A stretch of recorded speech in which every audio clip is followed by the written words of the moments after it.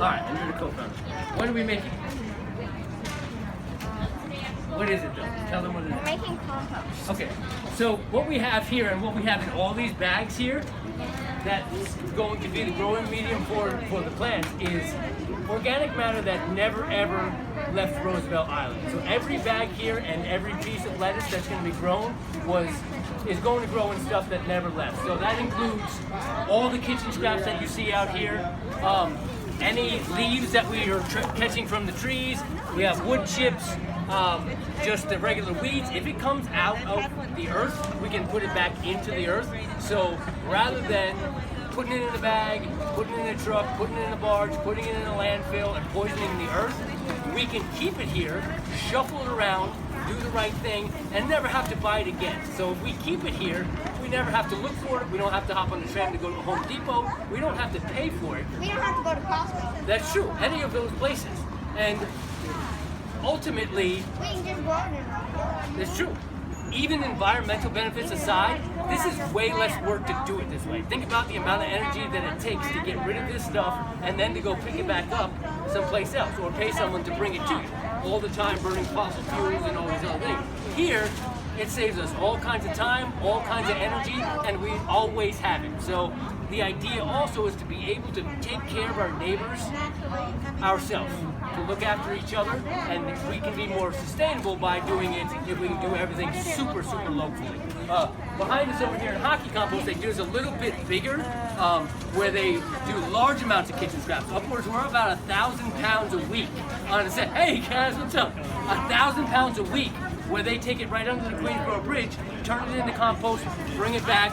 We put it in the butterfly gardens, the tree pits, behind the school, under the apple trees, and that's a super local way of doing it. We just do it a little bit more local. And the cherry plum, all the trees. So the idea is that if it comes out of the earth, we're going to put it back in the earth. So that's what we're doing here. The what? The oak, all the trees. So did she get you guys a bag yet, or was she coming back to you first? I don't know.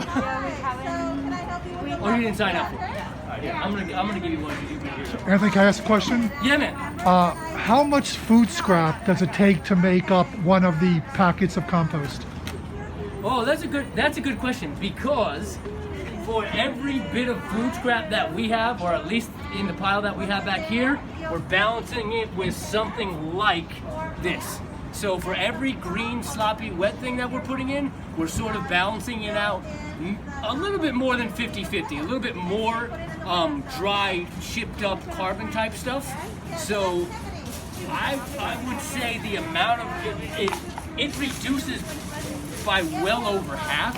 So the volume that we put in, by the time we come to this sifted part, you could put in 1,000 pounds of kitchen scraps and maybe about 1,500 of the browns and come out with, I would say, maybe 300 or 400 pounds of compost. And those are really rough estimates. I think the people at Big Reuse would really have better data on that. But I just know I can physically, day after day, watch a pile shrink. So it's steam, it's all the insects, the beneficial insects that are eating these things away, the birds that are coming to eating the worms that already did this. So a lot of it just goes off into the earth, and we're left with this. So the amount that you put in the volume is huge compared to what the payback is. Great job. Yeah, no, it does. It's kind of Great. random, but I hope that helps. No, great. Thank you. Well, I'm sorry? Where on the island? Here we do it in the Roosevelt Island Garden Club, is where I have the large bin. But we also have a smaller version over in the Living Library. We're trying to set one up at the Octagon. And the idea is that the more local you can make it, if every building had their own spot to do it, it's the more local the better. Because again, less energy. It takes you less work to take it to someplace. So if people could just do it right next to them, you can actually do it in your home. I mean, people do it in small little worm bins in their home. To get it up to a really high temperature, you sort of need to have a little bit of a volume.